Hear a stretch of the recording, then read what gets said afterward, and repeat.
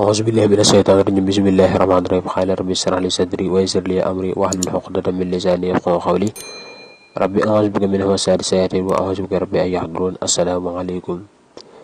mbokk mi Abdoulaye Seye moo leen di nuyu di leen siyaara di leen jox seen wàccuwaay di nuyu kulluhum ku ñuy déglu fii ci DK TV tey mbokk yi maa ngi dikk ak yéen ci lu am solo muy bayra jaay mbokk mi yow nga xam ne dangaa nekk ci sa bitik wala ngay wër di jaay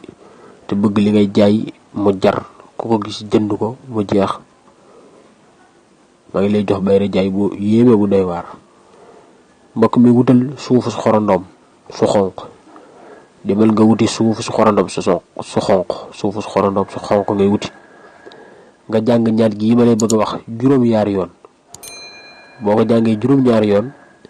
nga tifli ko ci suufu xorondom sax nga jël suufu xorondom sax nga wërale ko la ngay jaay insha allahu taala de suñu borom daal la ko jaayal ba mu jax takk insha allahu taala ñaan gi mooy li may bëgg a wax boo wutee suufu xorondom sa pare nga wax allahumma ya maanihu kulla masnuhin allahumma ya maanihu kulla masnuhin wa ya mujibu kulla dahwatin wa ya mufarriju kulli kurbatin wa ya halima kullu khufyatin wa ya shahida kulli najwa wa ya sahiba kulli kharibin wa ya khaliba kulli makhlubin ya rabbi as'aluka an tanfisa silhatan yaa rabbi asaluka an tanfisa silhatan loolu mooy ñaan ki moom ngay wax noonu ma ko waxee rek nga koy wax boo seetloo baat araf bu njëkk wee dama ko baamu ñaari yoon bu mujj bee ma ko baamu ñaari yoon waaye dama bëgg mu gën a leer rek moo tax ma baamu ko ñaari yoon waaye doo ci baamu dara nii ma koy waxee rek nga koy waxee ba mu yegg tifli ko ci suuf xorondom su xonq soosu